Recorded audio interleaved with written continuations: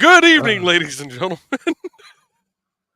All right, welcome to the madness. We've done half an hour with that. We're just sitting here talking to each other. We're not going to go back and cover every topic that we had talked about before we hit the go live button. Um, but remember, it's daylight savings time. You get that instant extra hour, even though we're not going to record it. Thank you, Kiri. I wondered why Bladed wasn't saying anything about the tea. Yeah, same. And I actually even sent him the link. Shit. Well,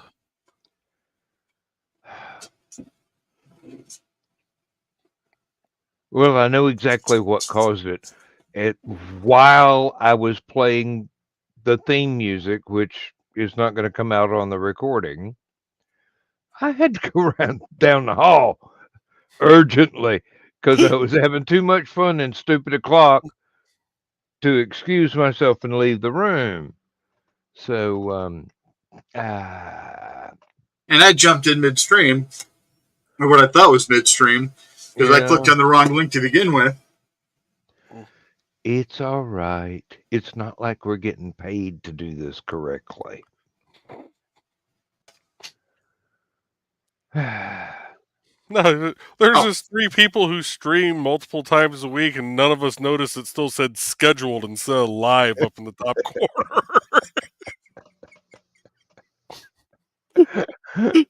Well, StreamYard doesn't make it any easier with having 2 stages of go live. Yeah. It'll be all right. I mean,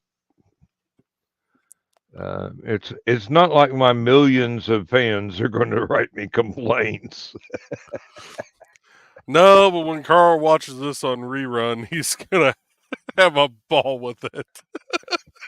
That's all right. We explained exactly how I screwed up. And it's not even going to be a learning experience because I will forget to hit the right buttons several times in the future, and you know what? I don't care. I'm getting to spend time with my friends, and I'm sorry for the inconvenience to my other friends that aren't actually in the broadcast, but when you're having this much fun, So LMS is extra short tonight. You got a message from Atomic Snack Bar. Yeah, sure I do. I've already got the thing in the Unlike Don earlier tonight, we are not stuffed. No, we got plenty of room. And those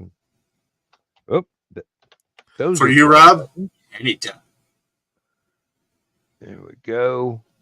And Chris is here too. Did you come to tell us that we forgot to hit the go live button? No. No, I was gonna say something to Joe, but they talk rocket ships too much, and they'll have to wait another time.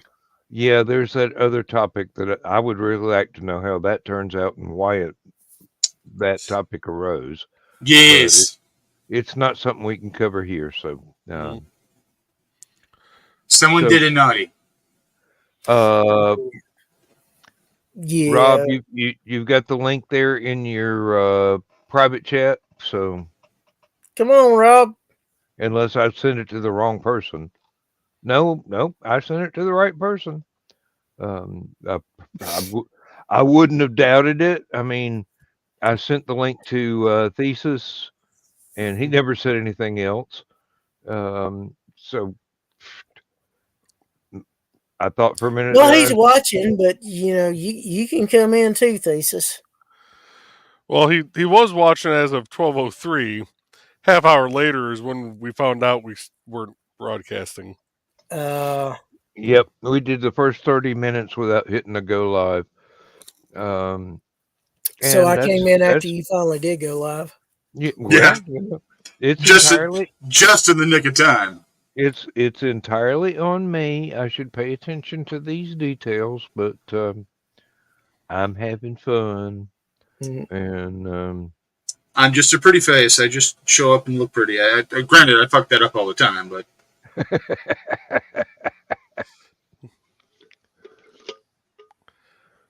oh well. Now that the lodge is tiled and the meeting is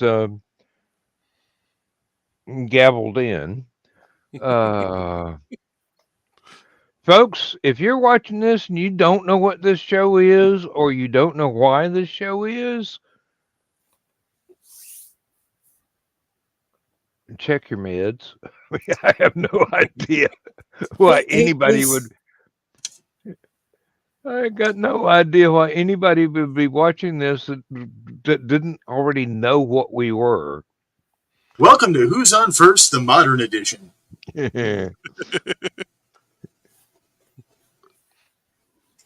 Who's on First had a love child with whose line is it anyway? No, I don't think we're that hysterical, but Stupid Clock certainly was. It depends. No, but our topics are made up and yeah, the points are don't matter. meaningless. Yeah, really. Who wins? The audience that doesn't tune in. Who wins? Anyone who enjoys this. Who loses? Everyone else. That's a good way to put it. I like that. Not going to steal it, but I like that. Well, you do not have to steal that which is freely given, my friend. This is true.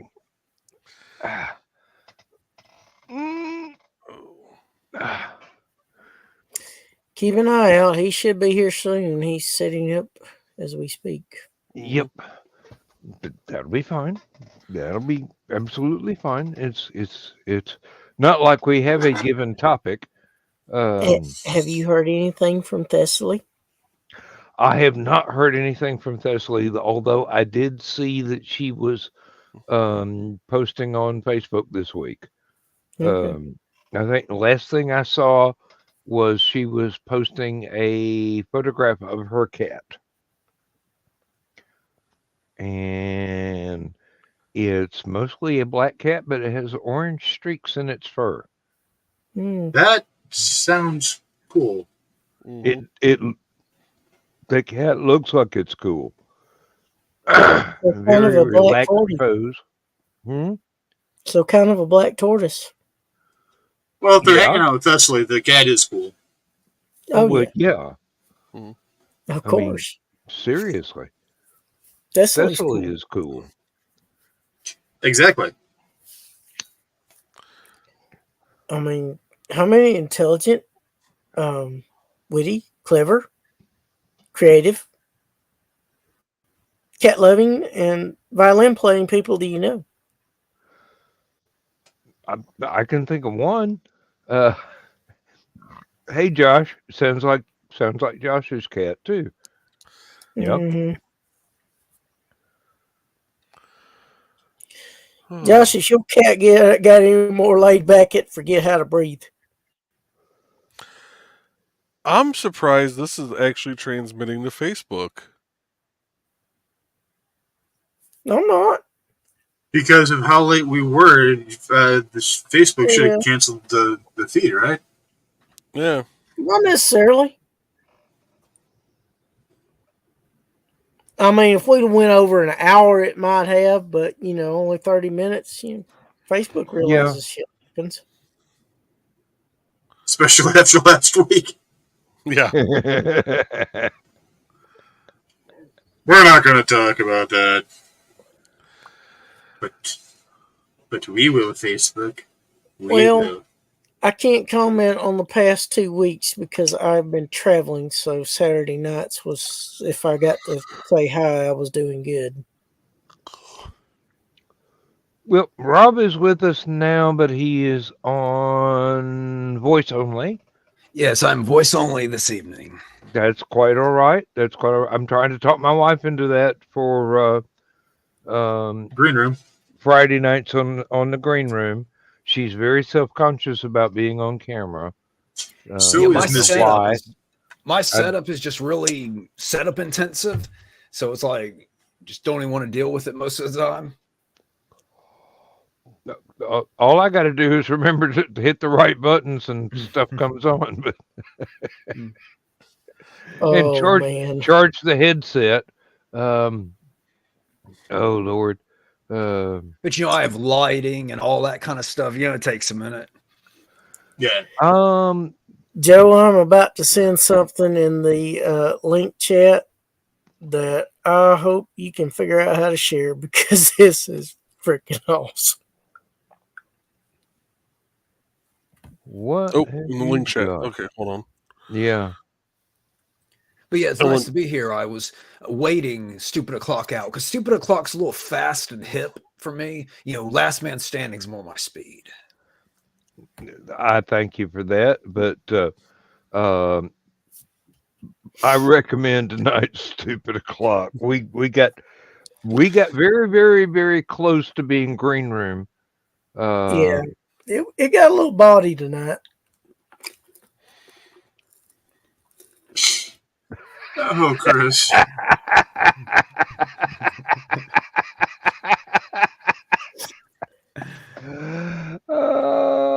I'm sorry, the redneck in me just loves that, and the geek in me, it's perfect measure, blending of both worlds. Yep. Fantastic. Oh Lord!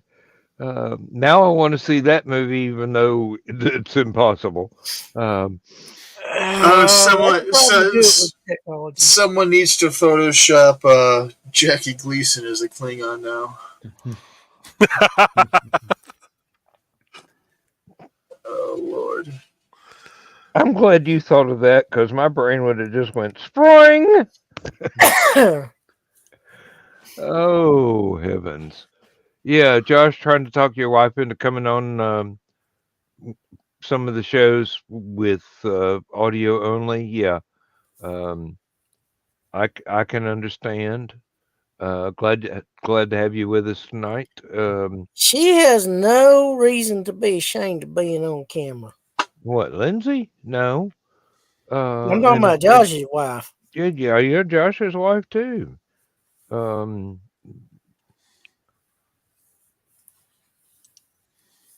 Seriously, from what I've seen, Misty didn't have any reason to be camera shy either.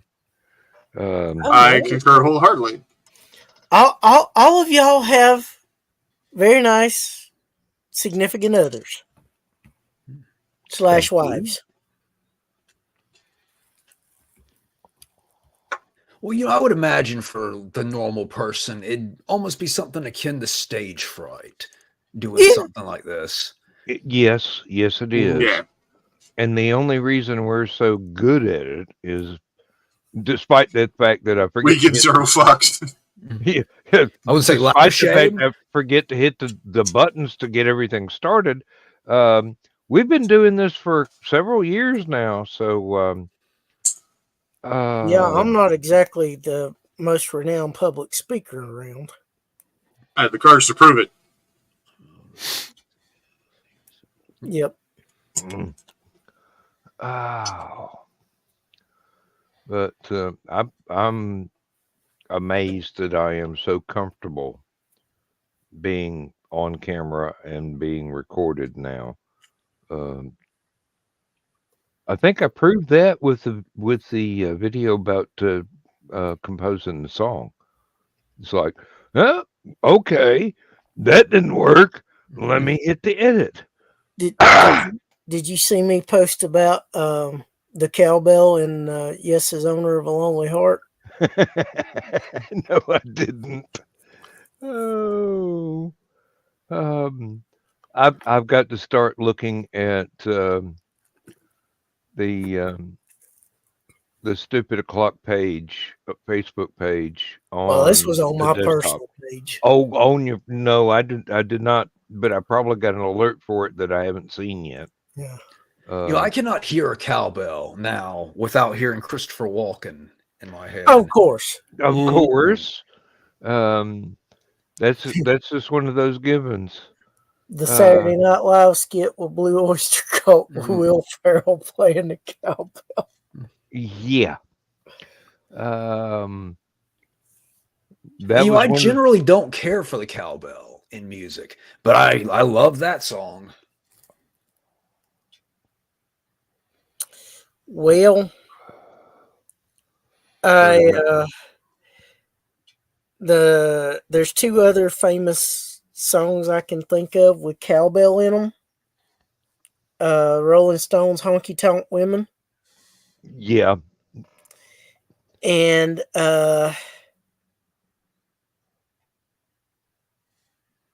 Loverboy's "Working for the Weekend." Oh, that's a good one too, though. You're right. Yep. That Starts was off not. with cowbell. Dun, dun, dun, dun. Yeah. There's another one. I can't remember who did it.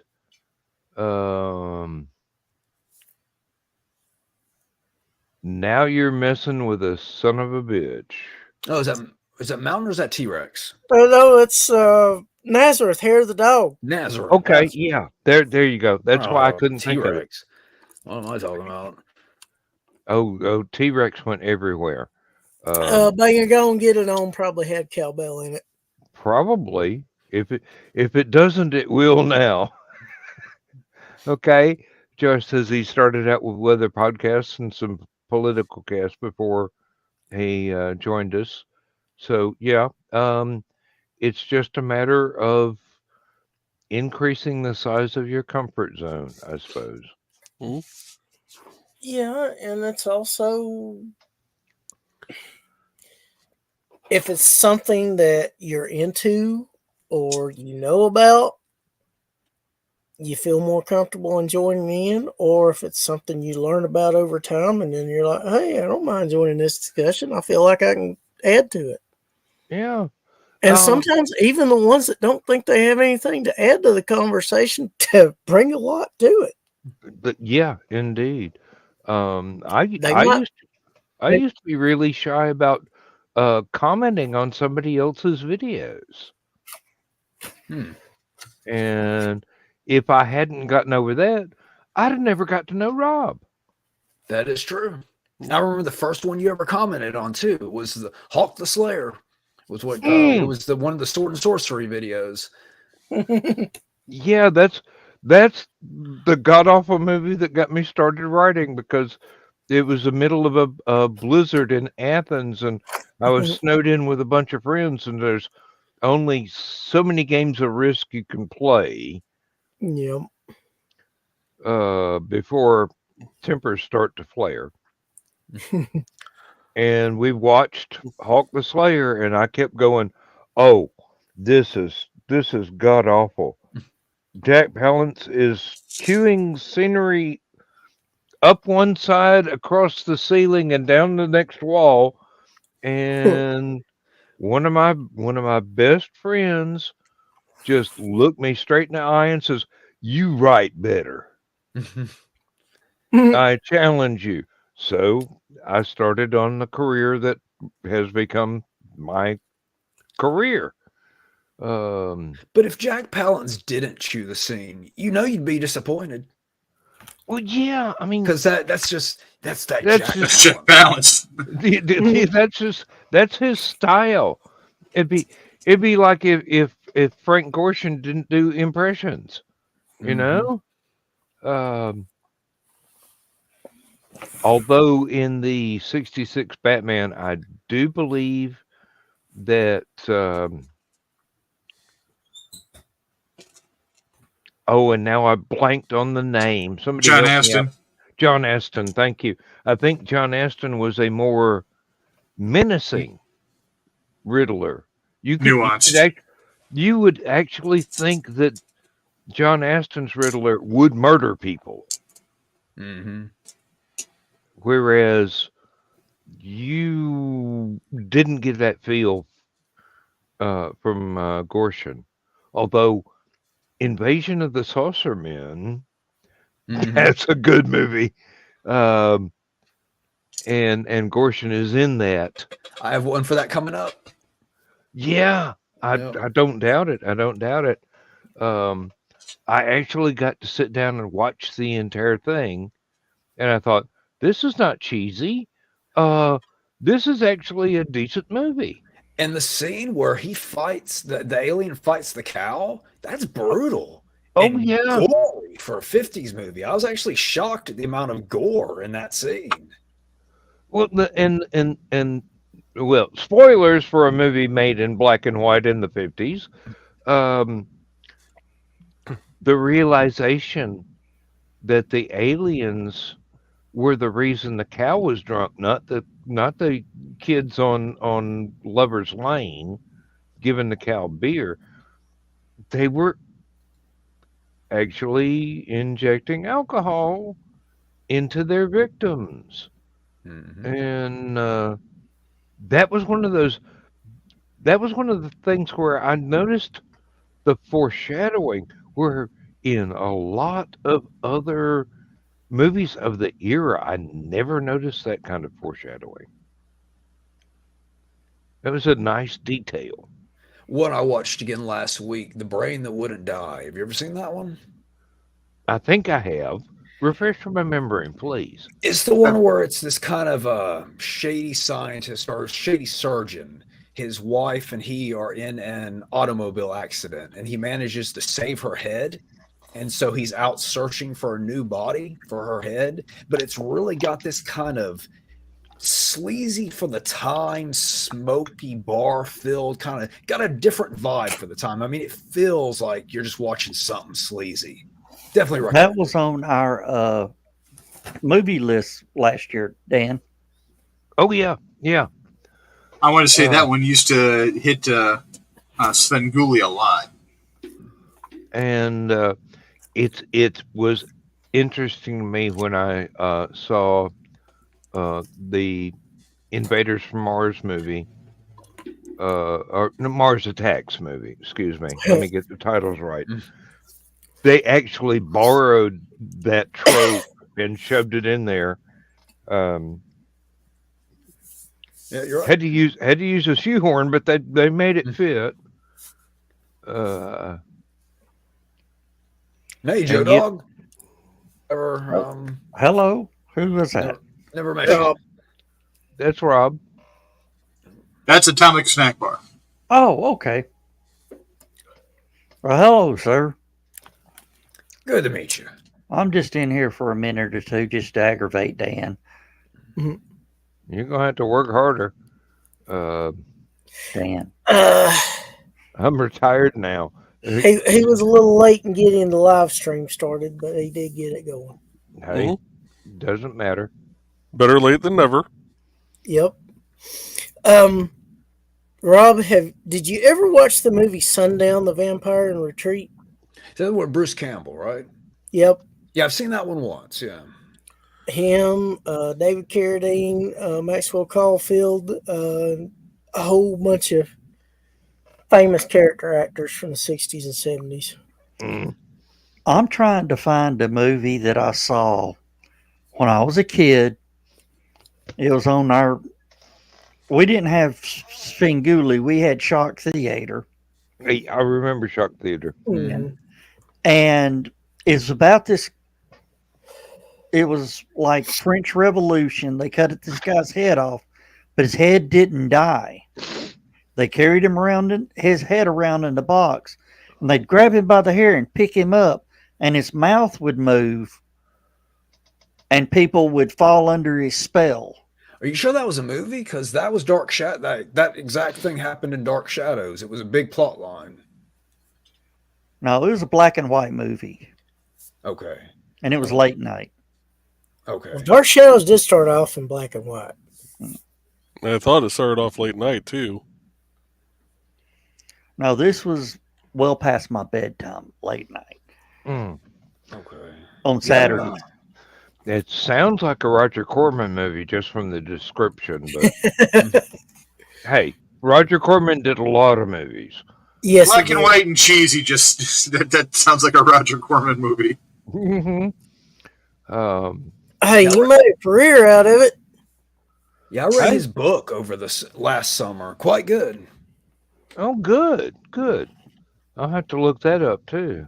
Oh, And I thank like you he does not for sugarcoat things. Like he lets you know he's cheap and he's proud of it.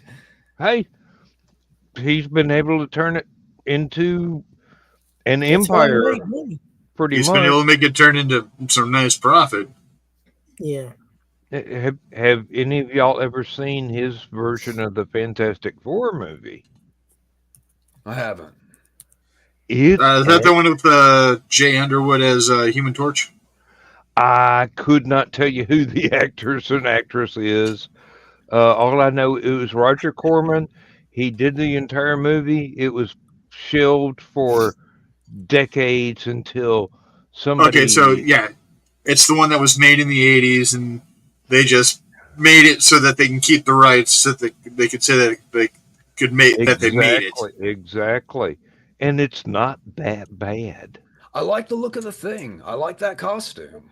Yeah, well, that was the weakest point of the entire thing was the effects, because let's face it, uh, Roger Corman, and they weren't pumping much money into it anyway because it was just going on in the can. I think what was it? It seemed like an 8-day shoot for the entire movie. Something that he was prone to do, and then complained about the extra 5 days that it took. Uh, but I enjoyed it. I enjoyed it a lot.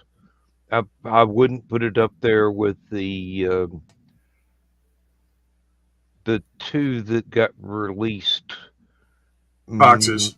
Yeah, I mean, yeah, but then again, I really enjoy the actor with the Welsh name I can't pronounce who was playing Mr. Fantastic. He has Ian a something or other. Griffith or whatever. Pronounce Griffith Welsh, and you probably got the right one. He had a one season TV series. What was the name of that? That was the one where he kept dying and waking up in the Hudson River. Yeah, that's the one. That's the one. So I was familiar with him from that series, and I go, this guy can actually carry a part. I mean, he's doing historical flashbacks as well as modern day stuff, and there are differences and different nuances in the accents and um, mannerisms and whatnot, and it's still, the guy can act. It felt pretty natural, yeah. Yeah, I enjoyed it quite a lot, and the major villain was one of the regulars on Torchwood, which I didn't even catch on until the last like 2 episodes or whatnot. Talking about Doctor Doom, the guy who played Doctor Doom, or No, this was The guy that played Reed in the Fox movies. yeah, this was I'm talking about the TV series that Ian had done. Horatio Hornblower. Yeah, well, same actor. Yeah, Yeah. Yeah. but I like that version too. This Chris Evans was was interesting, as Human Torch. Yes. shoot, I used to like those Hulk movies in the 90s that they started making. Lou Ferrigno's a dick. Well, yeah, but you got personal experience with him to prove that. And Eric Allen Kramer's Thor paired up with him, That was my favorite one as a youngin. I liked that one and the one with Daredevil. Yeah, that one too. Hulk on Trial. Yeah. Well, I really liked Eric Allen Kramer as a kid too. Matt Murdock. Yeah, that was good. You know, that Yeah. Eric Allen Kramer, you know, he was in, what was it, True Romance? I remember seeing him that. He was quite Oh good. man, he was in so many things. One of my favorite things was a made-for-cable movie called The Boys of Summer. Okay. Joe Mantegna is a manager that gets fired from every Major League Baseball team, so he's got one last chance. He has to coach the Russian or Soviet Union baseball team for the upcoming Olympics. Mm. Eric Allen Kramer's the first baseman and former hockey player. Oh, it's awesome in that.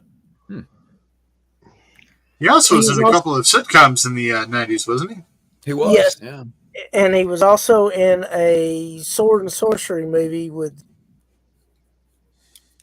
in the late 80s, I think. I'm impressed you knew that. Yes, the fourth Ator movie.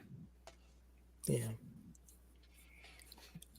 Oh, Eric Allen Kramer is one of my favorite big guys that acts. And he's actually got a little bit of acting ability. He's not Right. one of those big guys that can't act. All right, I'm gonna jump out of here because I'm gonna watch some videos how to run my new printer. Okay. So that way when I get it here, I can really set it up and go. All right. Yeah, make sure that you also watch videos on how to work with your slicer too, Okay. All right. because that's kind of a pain in the ass sometimes too. And I think the one that behaves with yours is Cura. Yeah, because I'd actually downloaded that so I could try kicking some stuff over there to make sure that It would work. things will work for your build plate. Yeah. Okay, so you're talking about 3D printer. I'm caught up now. Where is Rod from?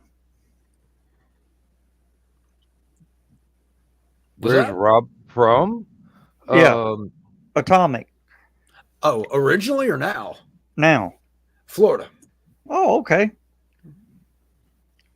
Guys, talk him into coming up and hanging out with us in October. Was that the next con? Yeah, Next Hallowcon. Halloween weekend. Right before. Weekend before Halloween. I don't like the drive. That's the only problem. Yeah. I understand that. I mean, I keep getting Dan to get his teleporter fixed, but he's just fooling around, won't do it. And, we actually include all your meals all weekend. And Wobble Pop. All the Wobble Pop you can drink. What is Wobble Pop? I know not this. Adult beverages. I'd like to. I really would. All right, guys. I'm going to jump out of here. Yeah. Better, Joe Dog. Nice, Joe Dog. So, Rich, you say work on Cura? Yeah, definitely, check out Kira. You can download it beforehand. You might end up with a more updated version with what you've got. But at least, you can get in there, start poking around, see how it looks, see how it feels, and get the general idea of things before. And, you can, well, actually, you've got STLs. So you can sit there and you can muck about with them and resize them, rescale them, and stuff like that to really get your feel for them. So that that was the biggest pain in the butt of getting that going, was figuring out how exactly is this going to go, how is exactly is the size, things like that. So, all right. Well, y'all have fun. I will see y'all Thursday night. Okay. Have a good one. And Dan, if you're awake on Thursday morning, I'm going to try to cover the launch. I can't promise anything. I know. All right. We'll holler at y'all later. and let us know about the update about what popped up in group chat so that we know the fours and Ys.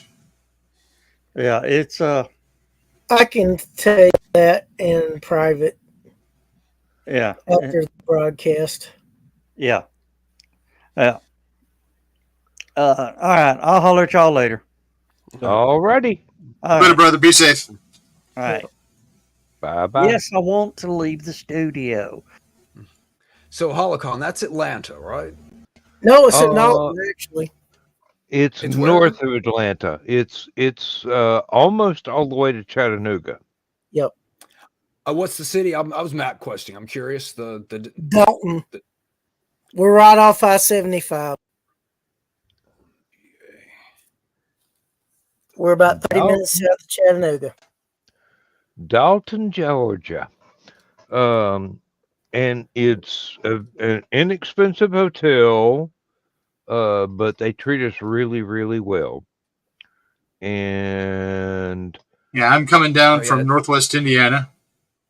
Joe Bachman here might be able to make it from Northwest Indiana as well. Yep. Yeah, that's close to 8 hours for me. That's a little much for this not so young whippersnapper. I will tell you another option if you so choose to do it. If you can fly to Canada, there's a company called Groom Transportation. Oh yeah, I know Groom. Yeah. They run a shuttle from Atlanta to Eastridge, which is just over the state line in Tennessee. And they can drop you off in Dalton. Yep. Right at the hotel, probably. Maybe, or if not, have somebody pick him up from Eastridge, which it's not that far of a drive.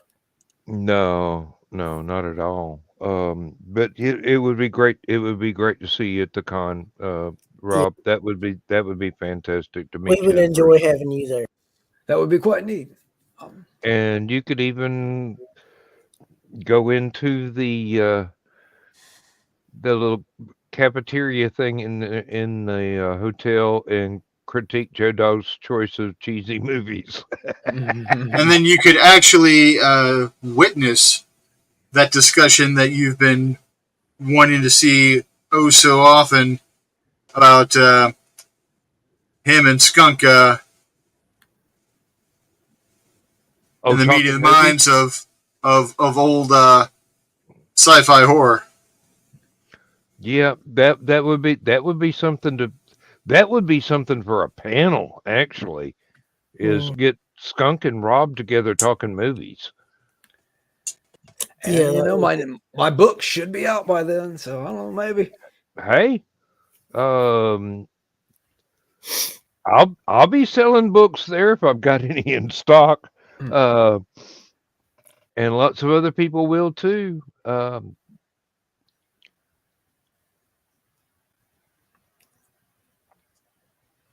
Don't know why I stalled out there, but 7 different thoughts going off in my head at one time, and none of them actually managing to spark a single brain cell.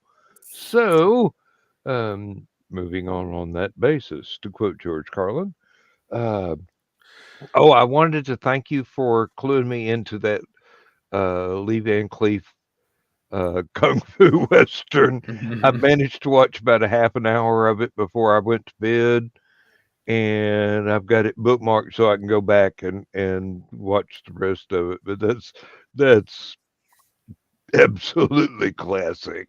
Oh, he had a real knack for comedy. It's a shame that he didn't get to do more, because I mean he did it well, and it looked like he was having fun. Yeah, that's what I could see right there was it being my discovering it too late at night and not being able to sit through the whole thing. That I was really sad about, but I will be able to sit through it later on. It's just I've got too many irons in the fire right now that I'm having to worry about with getting my wife a new car and all this other stuff. So as soon as that's out of the way, I'll be trying to avoid doing home repairs, so I'll be able to sit down and watch a movie. Yeah. You can tell my wife never watches the reruns of the show. What? Because you still have a wife? Is that what you're saying? Because I'm trying to avoid doing the household repairs that she needs.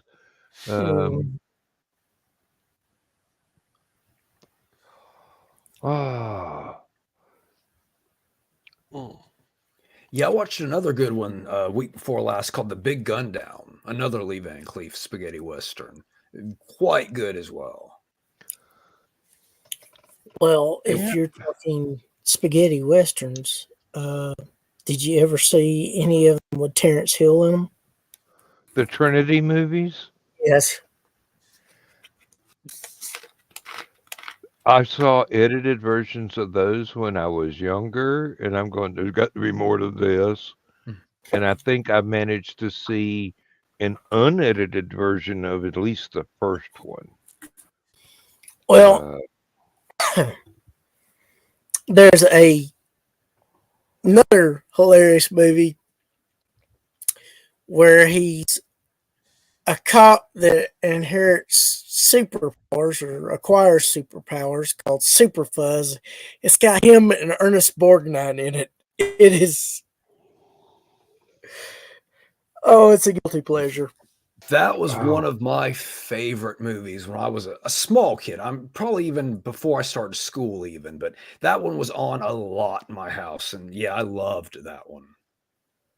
It sounds quite entertaining. Oh my gosh. Such fun.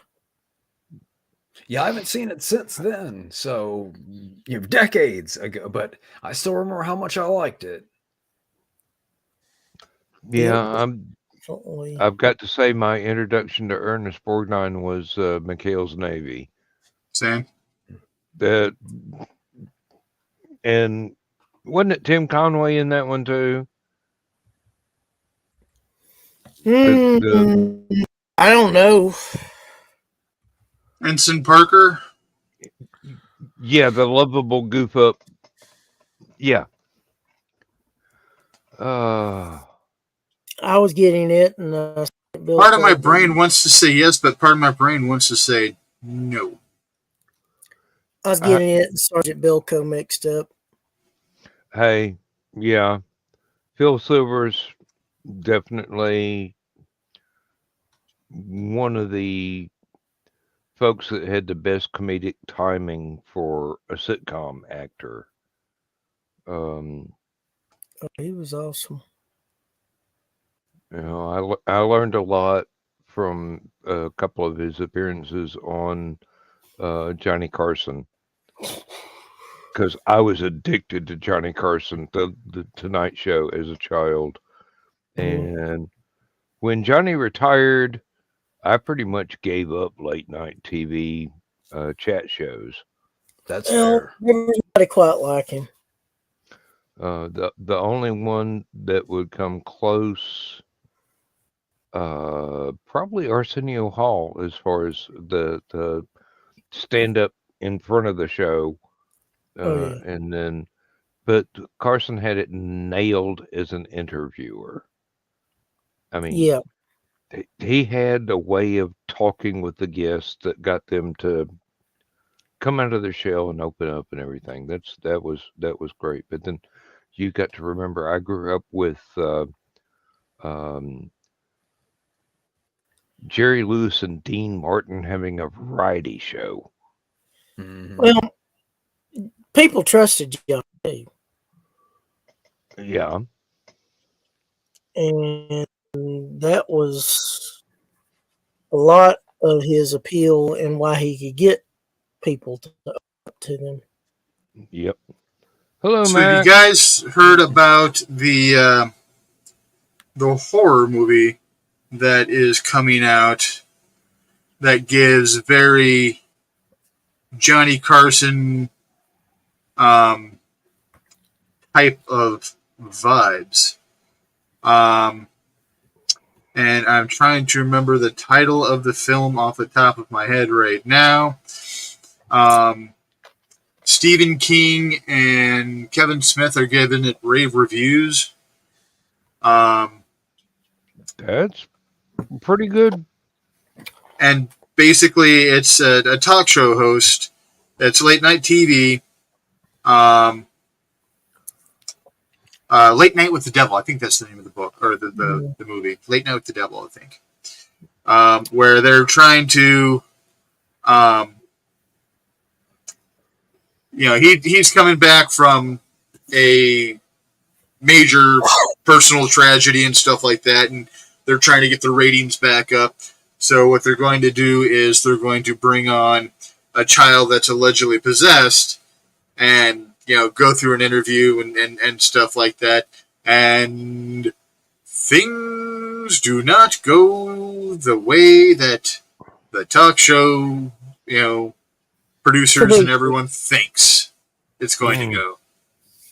Well, anytime Stephen King's involved, there's yes, I don't believe Stephen King had any part in writing or anything about it, but I believe he was shown part of it, and also so was Kevin Smith, and they're just giving rave reviews like, this is the cat's meow. Yeah, but I mean, you give Kevin Smith a quarter and he'll give something a rave review. You can't really trust that one. Did y'all ever see The King of Comedy? It sounds familiar, but I can't place it. That was a movie that was loosely based on the Tonight Show. It wasn't exact. Like I said, it was loosely based on it. And it had Andy Griffith in it. And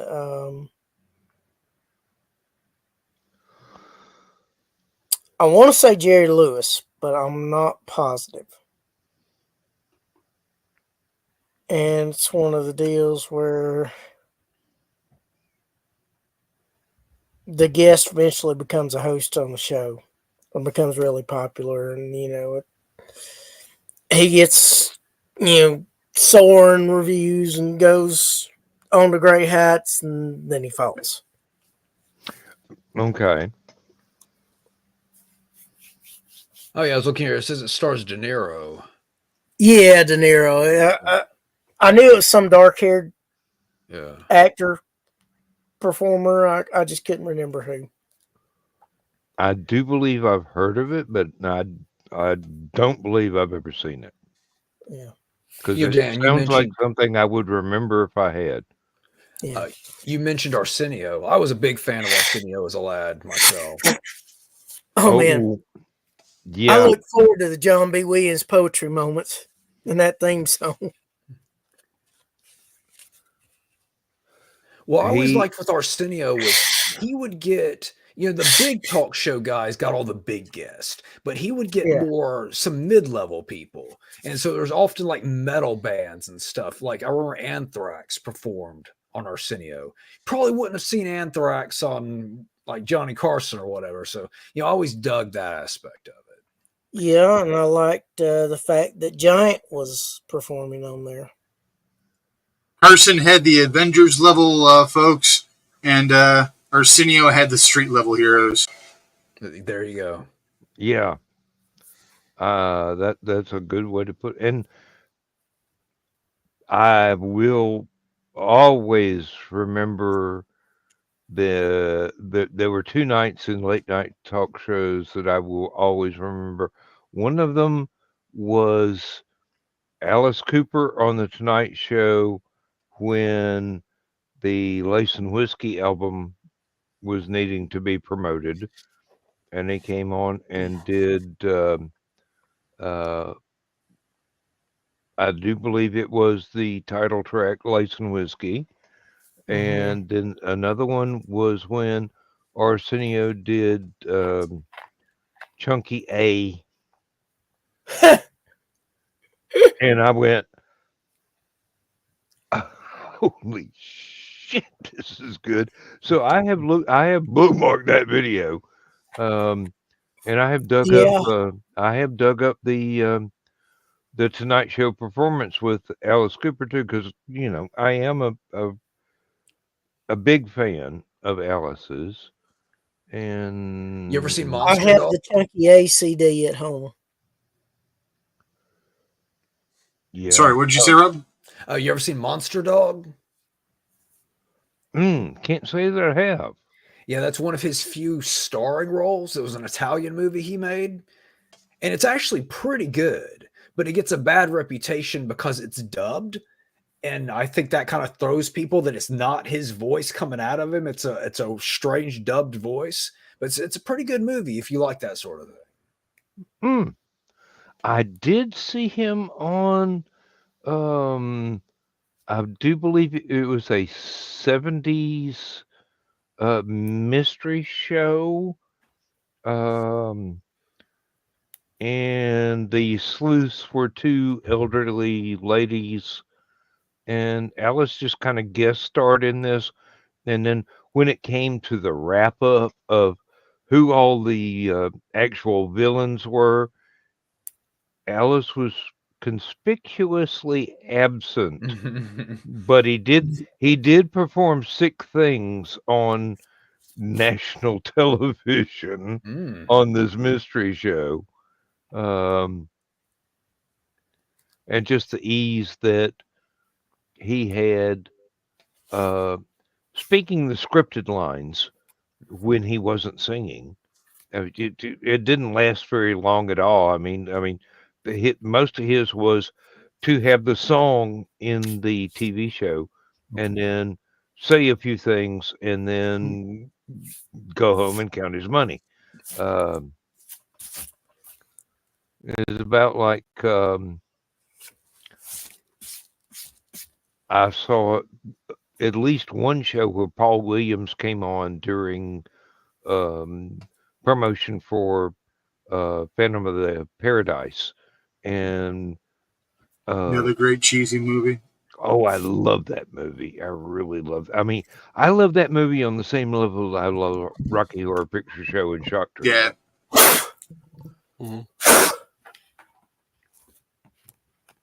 But that was.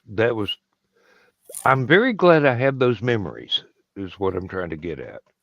We know There is a Oh, go ahead. there's a good movie. It's kind of cheesy, funny, but it's got all kinds of iconic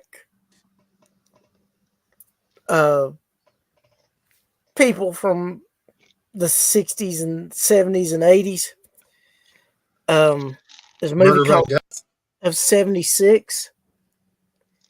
It's got Okay. oh good grief. Sean The- Cassidy. Yeah. And it's got Olivia Diabo in it. And they're from the future, and America has lost its way. So they're trying to Wait, was it Sean or David? it was David Cassidy. Yeah, it was David Cassidy. And One of the brothers. yeah. So they were the older of the two, one in the Partridge Family. Mm-hmm. So they've got this time machine, so they're going to go back in time and kind of get some pointers and help and culture from back when America was great. Well, they were supposed to go back to 1776. They wound up going back to 1976.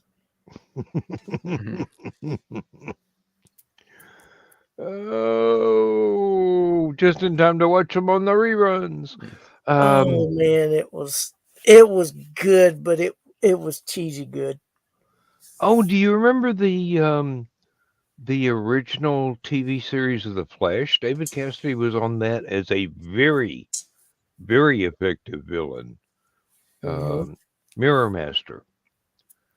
And I thought, I'm surprised they didn't rename him Hologram Sam and turn it into some kind of a T-Rex themed villain, because the actual villain's character's name was Sam, and Mirror Master used little discs that would create holograms. And I thought, oh, that's the way my brain works. That would just be a logical jump for me. But Liked his costume in that one. yeah, Or Flash, that I- is. Yeah. I like the entire series. Actually, I was very sad that it ended so quickly after just one season, but it was nice seeing that the actor come back and play the same version of the character in the CW Flash show. That oh God,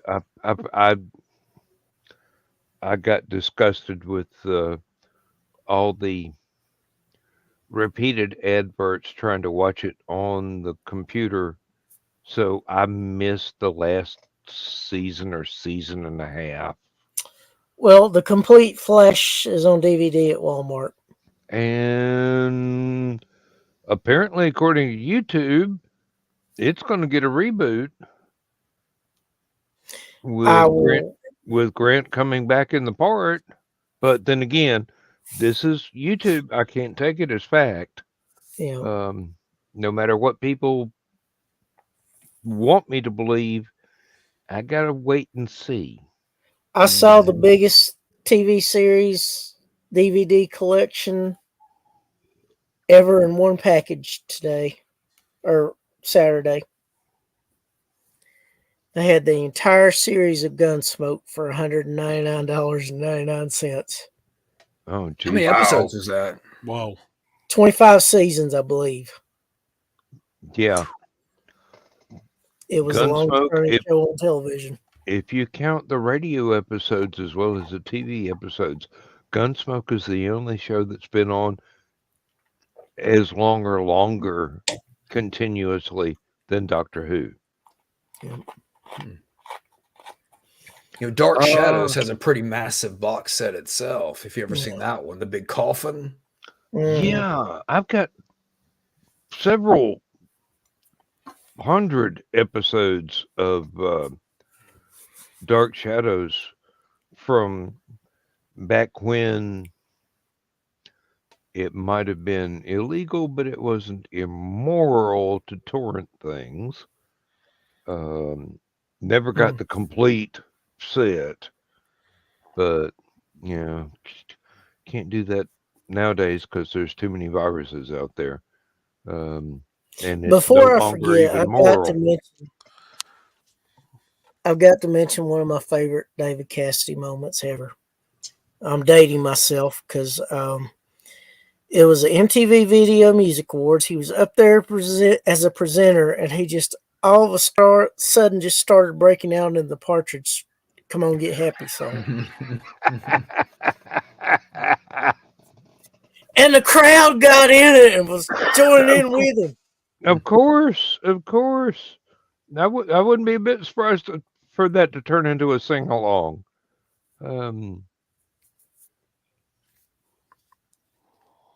I had to mention that while I was thinking about it because I would have forgot it if I'd waited too much longer. That's all right. That's all right. I understand those moments. Mac of all trades is going Love Rocky Horror. Another good one from the 80s was Repo Man.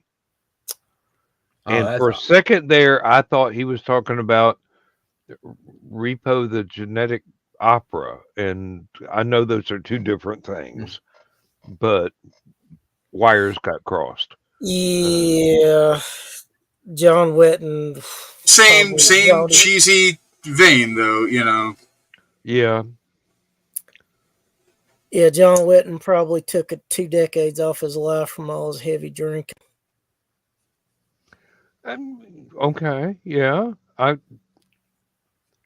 was looking at Mac of all trades comments about. I was looking at the same time you were reading it. So a piece of obscure trivia. The band Asia recorded a song called "Praying for a Miracle" in 1990. Their lead singer John Wetton wrote with David Cassidy.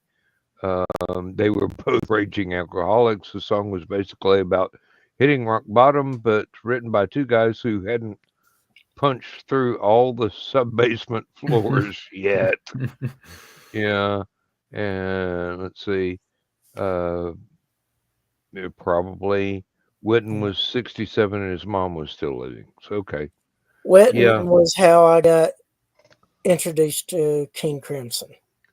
Because I was a fan. My sweet summer child.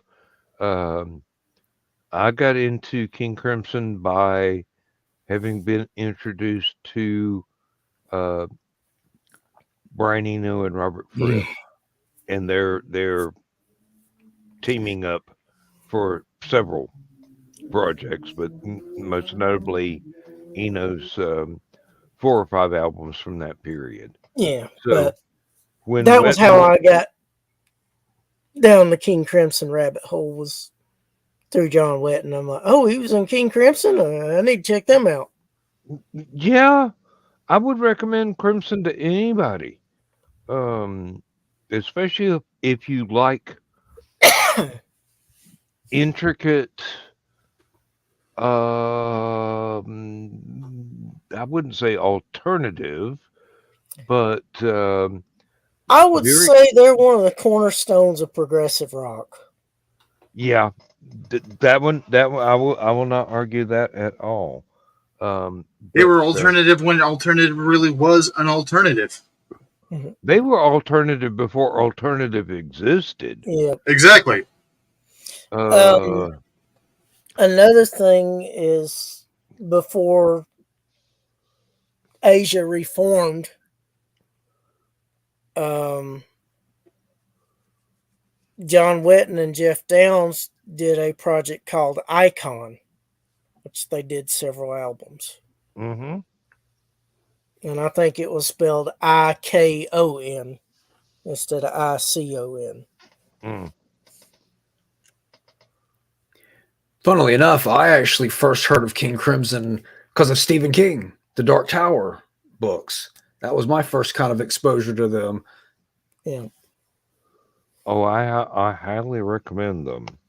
At any stage in their career, you will find things that you are not particularly fond of, but there's usually at least 3 songs on every album that will stick in your mind. Not in a bad earworm way, but in, oh, this is nice. I mean, Greg Lake was their lead singer for a while. Is basically, I heard somebody joke, and somebody from the band joke that, every 2 or 3 years, Robert Fripp wants to record another King Crimson album, and everybody in the band comes running to see if they got something to do. Okay, fellas, let's get a little controversial here for a moment. Okay. Bon Scott or Brian Johnson? Depends on the song. Yeah, that's a good answer. It really, big balls, no contest, Bon Scott. Yeah. Back in Black, Brian Johnson all the way. Shook Me All Night Long. Who Made Who? Then again, I believe those were recorded after. So, but I mean, it's depending on the era. I mean, depends on which icon of AC/DC you really need to look at. Yeah. Okay, Desert Island. You can only take one of them with you.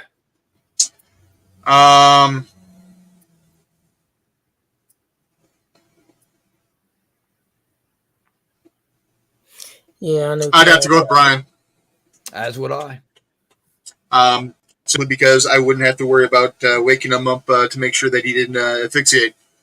Well, I meant the music, not necessarily the art. I know, fair but enough.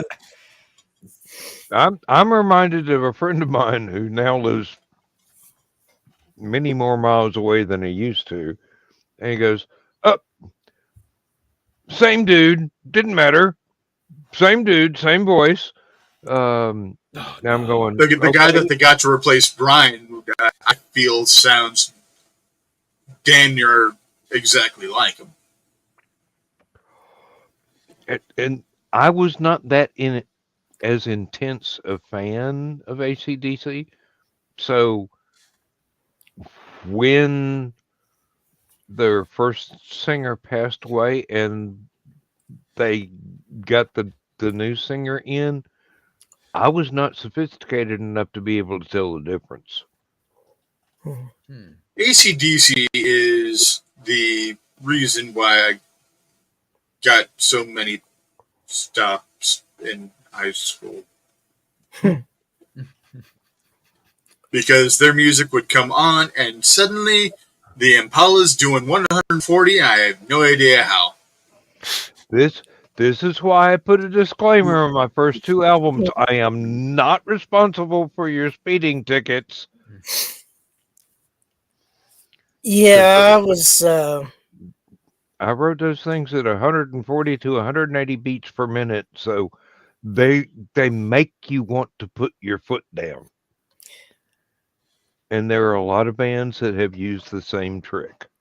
Although the Top Gun anthem and Danger Zone is the reason why I had to replace so many transmissions, because I just drove the car damn near at redline the entire time that those were playing. Thunderstruck was always a pedal pusher for me. Have you seen the video of somebody on a unicycle playing Thunderstruck on bagpipes that are also flamethrowers? While wearing a Darth Vader helmet and a kilt. Yes, I had forgotten those details. Keep Portland weird. Oh my god! Although I'm wondering whether it's Portland, Maine, or Portland, Oregon. Slade, interestingly enough, probably made more money from Quiet Riot's covers. Yeah. And Def Leppard's homage to them, Rocket. Because Rocket had a lot of scenes of Slade in the video. Yeah, in high school, I replaced 3 cassettes of AC/DC. High Voltage, Back in Black, and I think it was Fly on the Wall. Yeah. I listened to them so much that I actually wore the tapes out.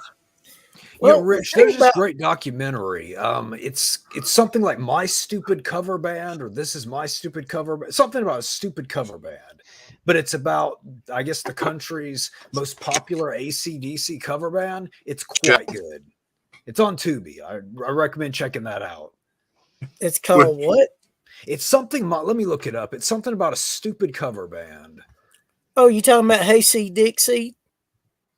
No, he's talking about a documentary. They've done covers of AC/DC songs. They're called. This is a fully AC/DC tribute band. My brain immediately goes to Jackal.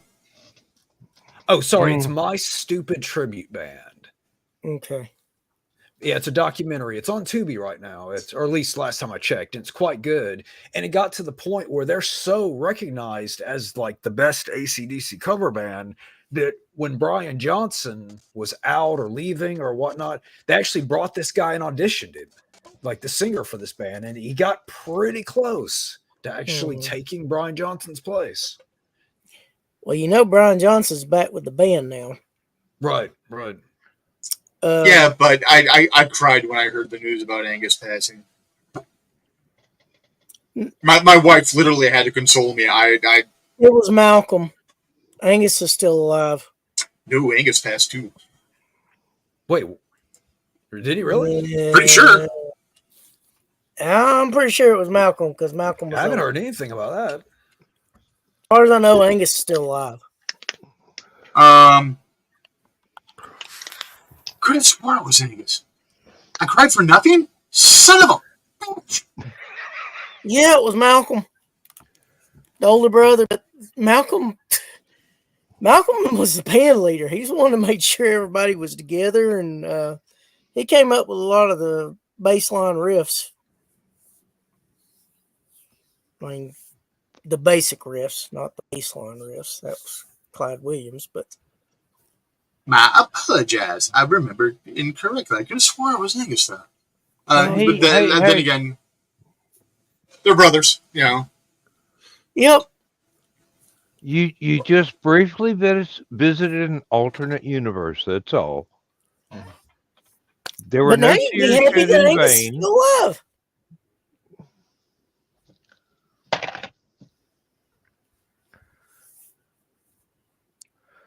Oh, now. And the Oh, death of damn! There was Angus something Young I was kills trying the to remember. Now conversation. I've totally forgotten the thread. Mac, their drummer, sounds more like Steve Perry than Arnold does.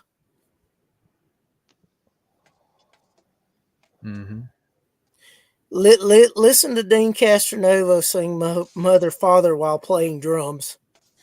And that's a hell of a damn solo to have to perform and sing to. Well, I mean, playing the Really? drums and singing to begin with is not easy. Yeah, ask Mark Farner.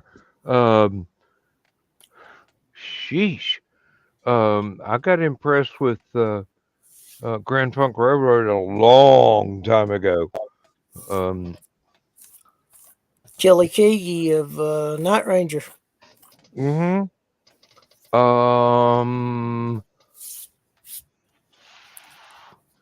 There was another one. Oh, the Romantics. They traded singers back and forth between. I think The rhythm guitar I think player. the rhythm guitar. Okay, I was about to say bass guitar player, but you're right. You're right. And the drummer. The weird thing is, when I got interested in Adam Ant, I got to see the opening of the Adam Ant fronted by the Romantics tour in Atlanta. Yep. And then when they finished the tour, they did the same show in the same location. And there was one night, I think it was, I saw this on an Adam Ant bio where the Romantics were pranking Adam. There was one bit where he would immerse himself in a plexiglass tank full of water and then come out and sing stuff from the Strip album. Romantics put goldfish in there. But they were good musicians. Oh, Lord, yeah. And the thing about the Romantics, they would go from the party, what I like about you, to the kind of talking in your sleep.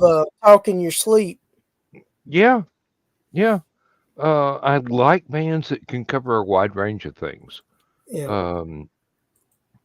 My wife is of the opinion that Alice Cooper is one of the people that can write the best love songs.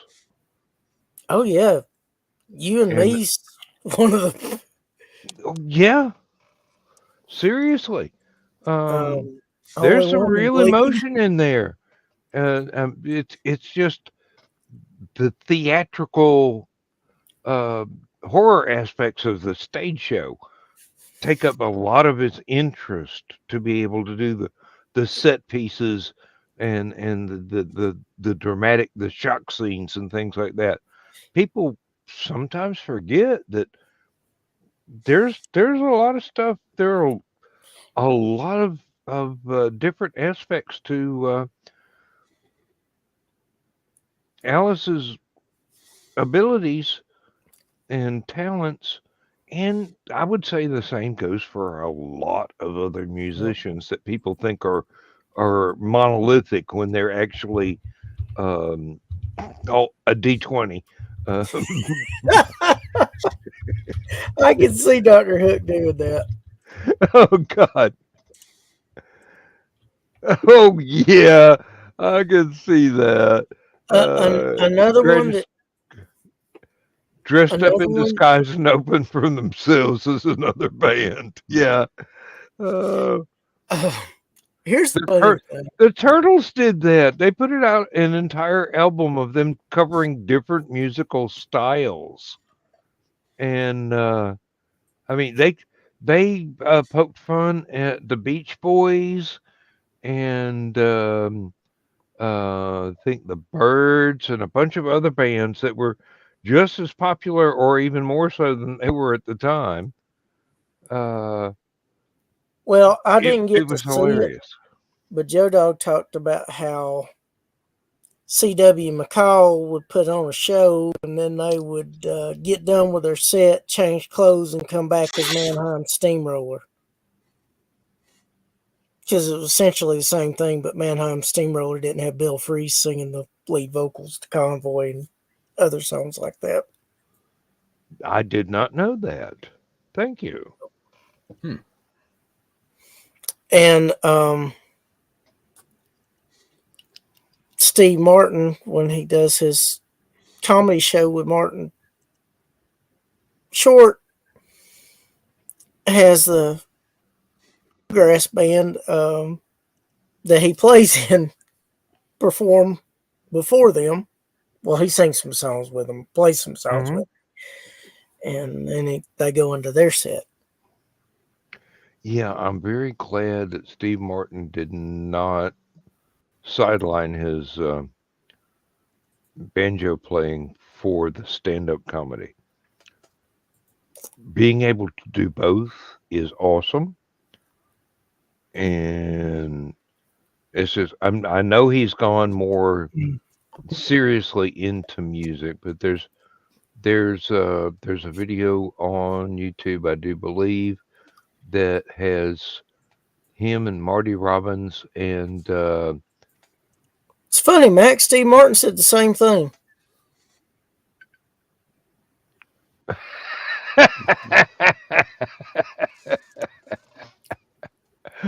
uh, but it was a bunch of bluegrass singers and players that just all got together with Steve Martin to do this thing of I think it was Orange Blossom Special, and it was just amazing.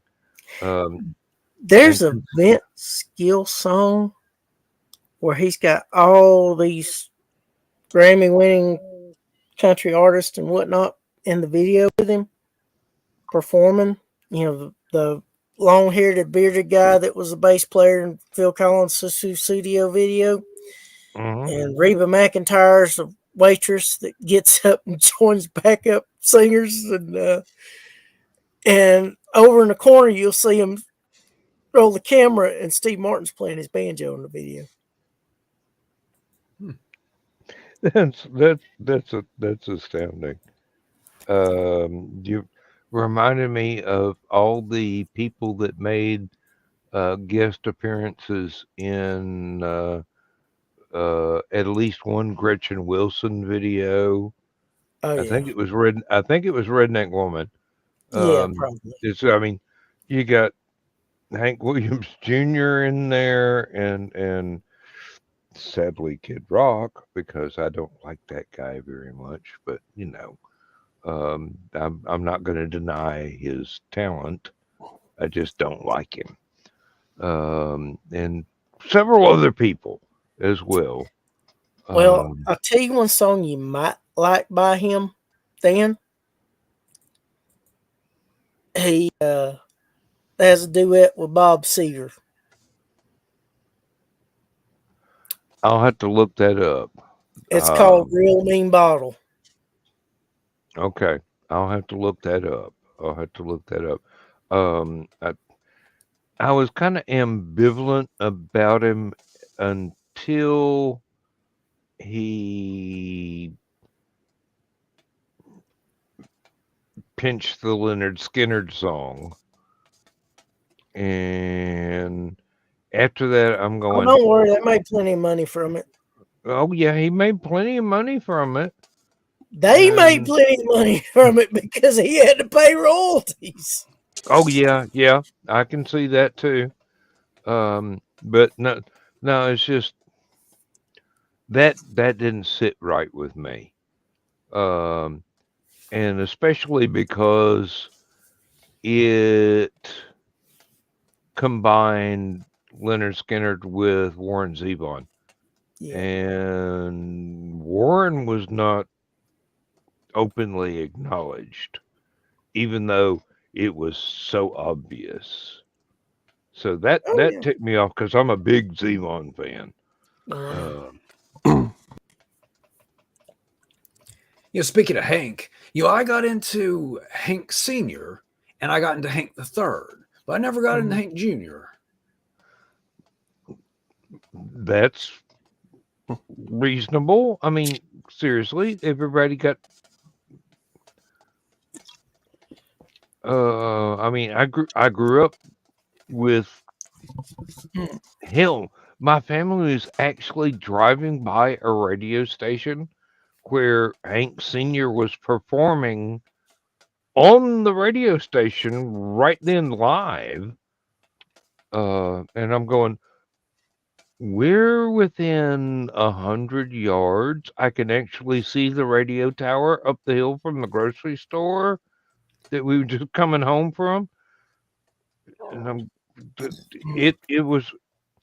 I was young enough to where that blew my mind that somebody whose name was that big was within arm's reach almost. I get the same thing at conventions where I go in and here's all these people whose books are on my shelves. And I can shake hands with them and I can have conversations with them, or I'm sitting on a panel with them. And I get treated as an equal, even though I am way down the tier from their reputations. But, I'll tell you, one of the biggest thrills for me, Dan, was I was walking around Worldcon in 2016. Larry Niven was walking around. Wasn't nobody around him. I said, "How you doing, Mr. Niven?" and all that. And he just beamed a big smile because I guess I looked a little younger at the time. And he's like, "Hey, somebody that's under the age of 50 that knows me."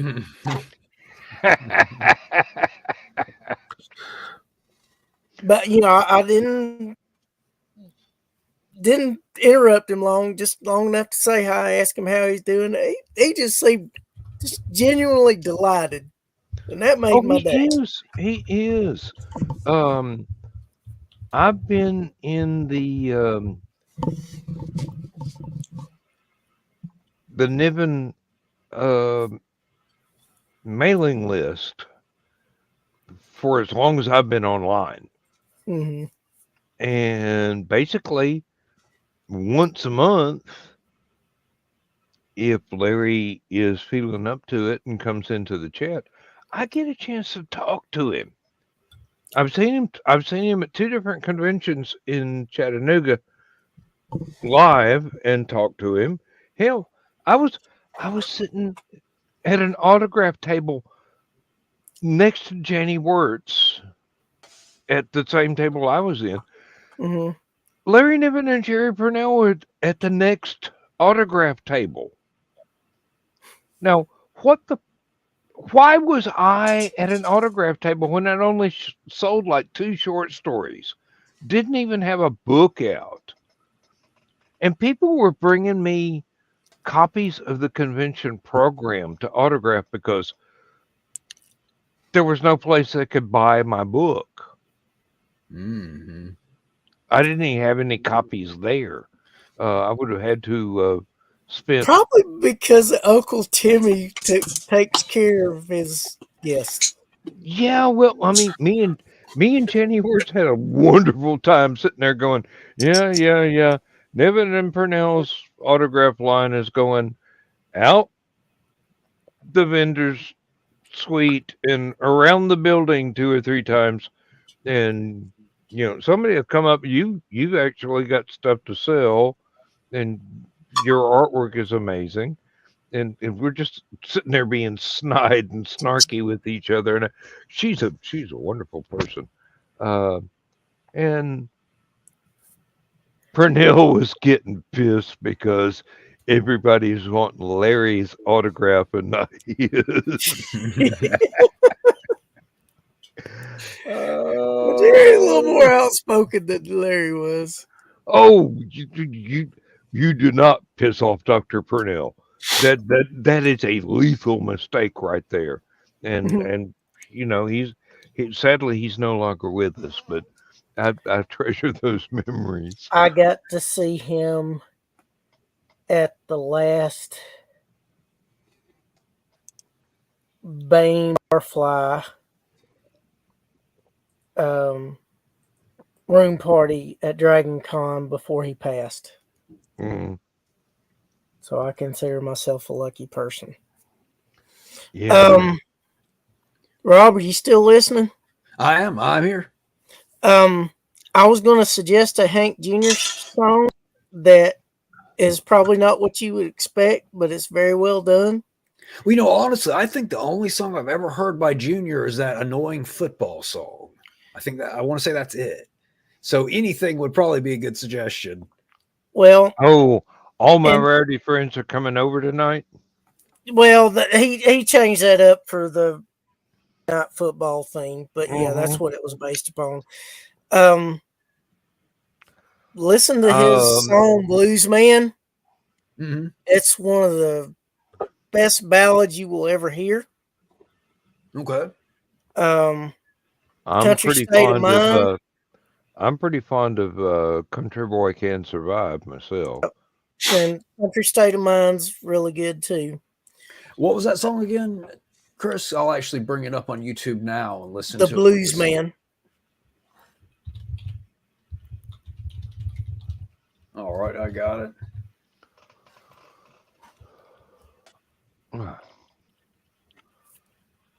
Yeah, I'm actually quite the fan of Hank 3. I don't know if any of you have listened to any of his stuff, but yeah, quite good. Talent ran deep in that family. Yeah. Dan, jumping back, that con you were talking about a minute ago, I missed it if you said what year that was, but was the zine out at that point? Oh, yeah. Well, that might have been then why they were wanting your autograph. Probably fans of your work on the zine and such. It could have been. My wife pulled a good one. She walked up with a blank check for my checkbook and says, "Can I get your autograph? There's some jewelry over here I want to buy." and Jenny just like to fell out of her chair. It was one of those. I'm going.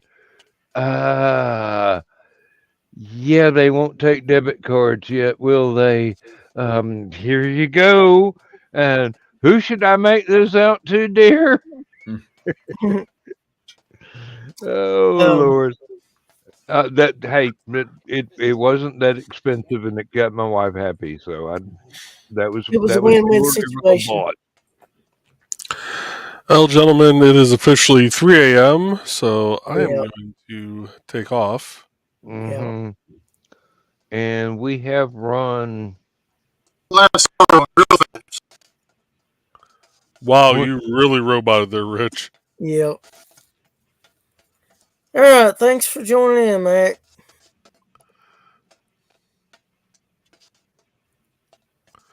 Yeah, we've run an hour and a half out of the 2 hours we've actually been talking. I'm tempted. I'm tempted to just hit the end stream and not even play the outro credits. No. Here in Central, the real time zone of America, it's 3. It's 4 for me. Like I said, in Central, the real time zone. Donna will back me up on that. Well, it's actually 3 because 2 a.m. is when it swaps over in the Eastern. Oh, the computer's already swapped over. Yeah. And the cell phone too, probably. I'm not Yeah. going to check because I don't care. I'll run the inquiry, Stan. All right. Well, Go get guys. Rob, thank you for being here. Chris, Thanks for Rick, having me. Joe. Hey, anytime, brother. Anytime. Hope you enjoy that song, Rob. Pleasure to actually conversate with you instead of just listening to your voice on the Atomic Snack Bar, man. Oh, definitely. And I've listened to quite a few of these as well, even when I wasn't there to actually listen to it live. I listened to it on the rerun or the later. So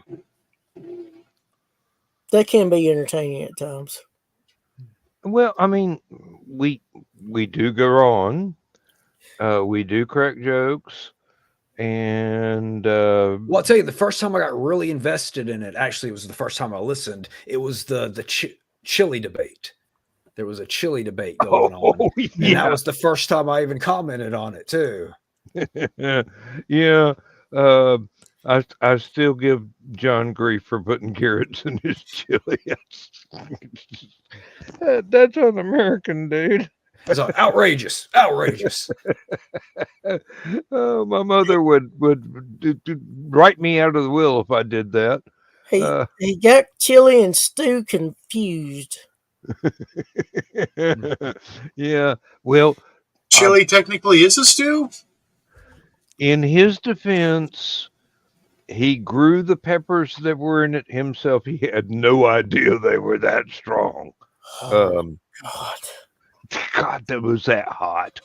And he was just looking for anything to cut the heat. Mm-hmm. He was looking for anything that would cut the heat. Seriously. Needed Dan's chili to help it more. Yeah, there were a lot of people that were going, mine was too mild because I made it mild on purpose. And they would mix my chili and John's chili together and get it to their preferred Scoville level. Yeah, probably 3 parts yours and 1 part his. John, why are you pouring milk and bread into your chili? You'll know in a minute. Really, because this dragon over here complained. And why are there hobbits running around? In any case, I saw a dwarf over there too. Don't toss the dwarf. My wife was down there. They're taking the chili to Isengard. Guard.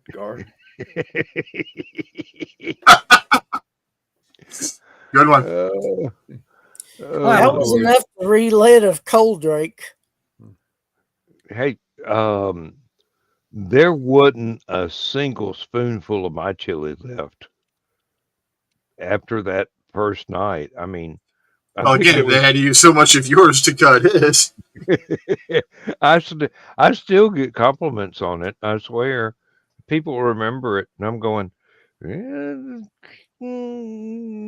might do it again, might not. Didn't want to really upset the Hallowcon cooking staff because they had no idea we were going to do it. It was just something John dreamed up, and Joe Dog said, "Go for it." But we got there, and nobody had the slightest idea that John and I were prepared for this. So it was just one of those spontaneous things. And we're still talking about it years later. Yeah, really. And if John were awake right now, he'd go, "Yeah, I got a mortar for you. Just quit putting my chili down." Put C4 in it next time. It might be milder. Maybe. Am I going to get to hit the button or not? Hey, I love you guys. I love you guys. And all the people that are going to be watching this later, all three of you,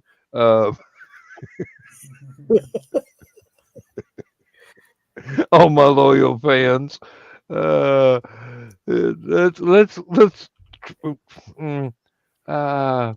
go good, guys. That's all I gotta say. See y'all next time I get to see you. It won't be soon enough. Have a good one, fellas. That goes double for you, Rob. Thanks, sir. Take a light, all. Be safe. Yeah. Yep. Good night, everybody. Good night. Until next time. Go good. Transmission overload. System will shut down.